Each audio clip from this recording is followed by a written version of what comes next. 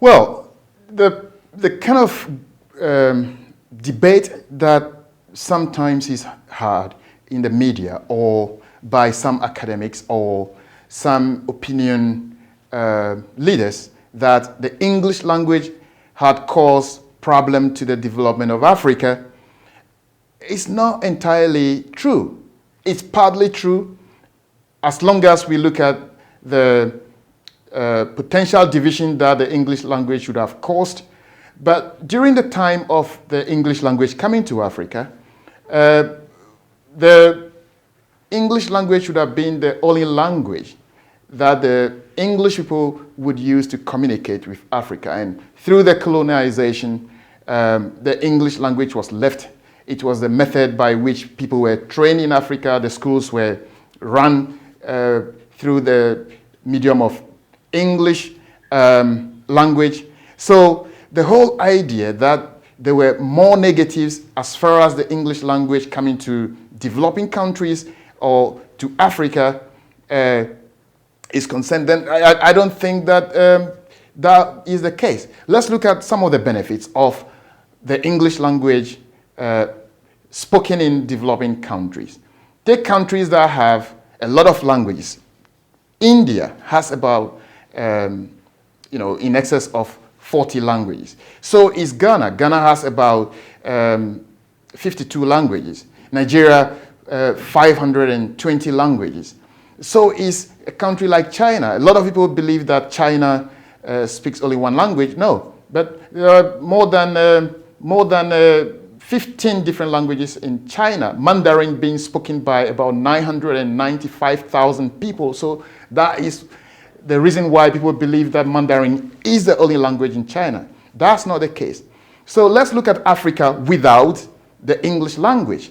That would mean that today, Nigeria potentially would have over 500 languages. So what will become the dominant language in Nigeria? We don't know. These are not straightforward answers we can provide to a difficult question like this. Let's look at Ghana. Let's look at Uganda. Uganda, more than 30 different languages. So how would the society communicate? What would be the key language to be spoken? Because without the key language, how will trade negotiations take place, even within the country? How would one person from a different part of the country or ethnic group engage with the other? Even within a small community, less than 3 miles radius, in the eastern part of Ghana, a place called the Volta region, towards the area of Hohoe. Those of you who are familiar with this type of geography, you have about 3 or 4 or 5 different languages within this small area. You have the Lolobi language, you have the Akpafu language, you have the Ewe language, you have the Nkunya language. You have so many languages in just a very small area, to the extent that a person who is just about a mile away cannot understand the other. So let's go back to how the English language has solved this problem. The English people introduced education, formal education, and this helped to train people across the whole country to speak a common language. So that has provided some competitive advantage to Ghana in particular, and therefore we can generalize that countries of similar circumstance have also benefited. Let's go back to the benefit of the English language. If we had said previously that English was not of any value to Africa, then why are Chinese so eager to learn the English language today?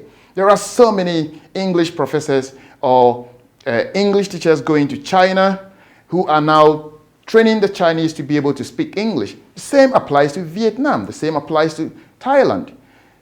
Take, for example, the case of Philippines. In Philippines, a vast majority of people speak English.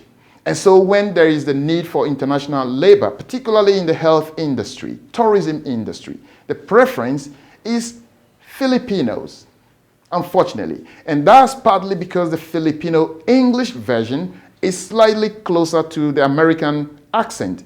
So accent does matter also. Now, going back to Africa, if the argument that English language had crippled the country, look at all the institutions that were established by the colonial institutions. The hospitals were built by the Europeans, majority of the hospitals, majority of the schools. In Ghana, the University of Ghana, which is now about 72 years, University of Makerere in Uganda is about 90 odd years right now. All these were set up initially by the Europeans. And so there are some benefits that we cannot overlook when we have the conversation about the benefits of the English language to developing countries. I don't know how the world would be if the Africa continent, for example, particularly the countries south of the Sahara, if they had continued to speak their indigenous languages individually, how will the productive arrangements be made? How would work be organized? How will school system be organized? Are we going to have splinter of schools such that a community of less than 2,000 people speaking the Guan language in the east of Africa are going to have their own school exclusively taught in the Guan language, whereas the people in Axim, the western part of Ghana, are going to have their school system completely separated from the greater Accra region, or we have the people in Nigeria having similar situations. How would it be? This is something for us to start thinking about when we continue to have a discourse about whether the English language had provided some benefits to developing countries or not.